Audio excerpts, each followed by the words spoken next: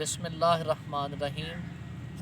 محترم برادر عزیز پروفیسر جاوید صاحب اور سامعین کرام، ایک حکایت ہے جو بڑی انٹرسٹنگ ہے اور اس میں ایک بڑا خاص سبق بھی ہے۔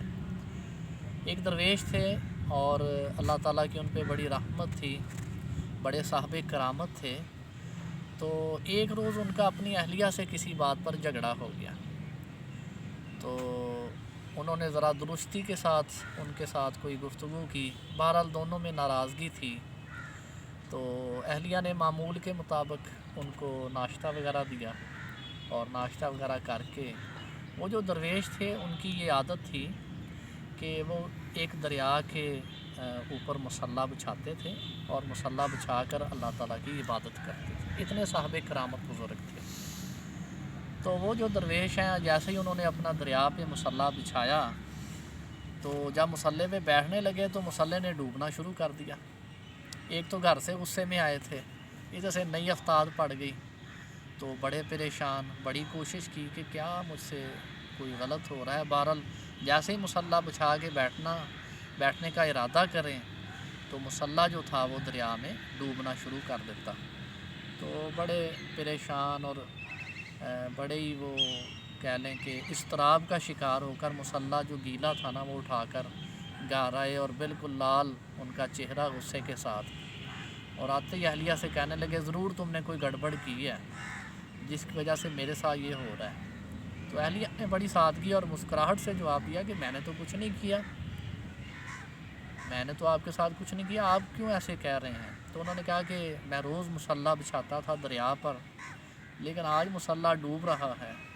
تو اہلیہ نے کہا صرف یہ بات ہوئی کہ آپ چونکہ مجھ سے ناراض تھے اور آپ نے مجھ سے بڑی سخت کلامی کی تھی رات کے وقت، تو اس ناراضگی کی وجہ سے میری ساری رات خراب گزری، اور صبح جو میں معمول کے مطابق اٹھتی تھی اور تہجد اور فجر کی نماز پڑھتی تھی اور پھر تسبیح کرتی تھی اور باوضو ہو کر آپ کو کھانا دیتی تھی، تو آج اس طرح نہیں ہوا۔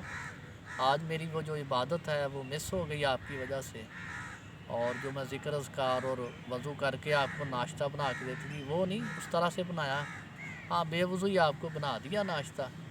تو بزرگ سمجھ کے انہوں نے کہا بس اسی وجہ سے میری وہ کرامت مجھ سے چھن گئی۔ تو یہ ایک دلچسپ حکایت ہے، لیکن اس سے یہ اندازہ ہوتا ہے کہ آپس کے جو معاملات ہیں ان کو درست رکھنا کتنا ضروری ہے۔ یہی وجہ ہے کہ ایک حدیث مبارکہ میں حضور علیہ الصلوۃ والسلام نے ارشاد فرمایا اپنے صحابہ کو کہ کیا میں تمہیں ایک ایسی چیز نہ بتاؤں جو نماز، روزہ اور زکوٰۃ سے بھی افضل ہے؟ تو صحابہ کرام نے پوچھا کہ یا رسول اللہ ضرور بتائیں۔ تو حضور علیہ الصلوۃ والسلام نے ارشاد فرمایا کہ آپس میں معاملات کو درست رکھنا یہ نماز، روزہ اور دیگر ارکان اسلام سے بھی زیادہ افضل اور اہم معاملہ ہے۔ تو آپس کے جو معاملات ہیں ان کو درست رکھنا چاہیے، یہ پیغمبر اسلام کا حکم بھی ہے اور اللہ کو محبوب اور پسند بھی ہے۔ اور خاص طور پر جن کے حقوق آپ کے ذمے ہیں ان کے حقوق احسن طریقے سے ادا کرنا بندہ مومن پر لازم ہے، تبھی اس کو اللہ تعالیٰ کے ذکر، شکر اور عبادت کی صحیح حلاوت ملے گی، اور تبھی وہ صحیح معنوں میں اللہ اور اس کے رسول کا محبوب اور پسندیدہ بنے گا۔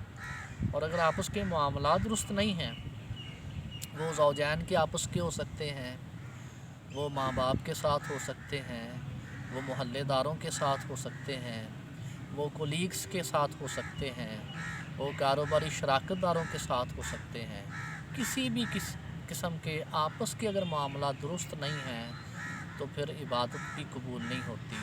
یہ اتنی اہم چیز ہے کہ انسان کی عبادت بھی اللہ اس وقت تک قبول نہیں کرتا جب تک اس کے معاملات درست نہ ہوں۔ یہی وجہ ہے کہ سیدنا عمر فاروق رضی اللہ عنہ نے ایک شخص کے بارے میں استفسار کیا، کوئی گورنر تھا، تو لوگوں نے کہا کہ بہت نمازیں پڑھتے ہیں، بڑے پرہیزگار ہیں۔ تو آپ نے ارشاد فرمایا مجھے اس کی نمازوں کا نہ بتاؤ، مجھے اس کے معاملات کے بارے میں بتاؤ۔ اور پھر بڑا تاریخی جملہ کہا کہ جب کسی انسان کو دیکھنا ہو تو اس کی نمازیں نہ دیکھو، اس کے ظاہری اعمال نہ دیکھو، بلکہ اس کے معاملات دیکھو۔ تو معاملات کی انسانی زندگی میں اور اللہ کی نظر میں بڑی اہمیت ہے، ان کو درست رکھنا چاہیے، اور اگر کہیں بگاڑ ہو تو اس کو ٹھیک کرنا چاہیے۔ اللہ تعالی ہم سب کے آپس کے معاملات کو درست رکھے اور جو حقوق ہیں احسن طریقے سے ادا کرنے کی توفیق نصیب فرمائے۔ وما علینا الا البلاغ المبین، والسلام۔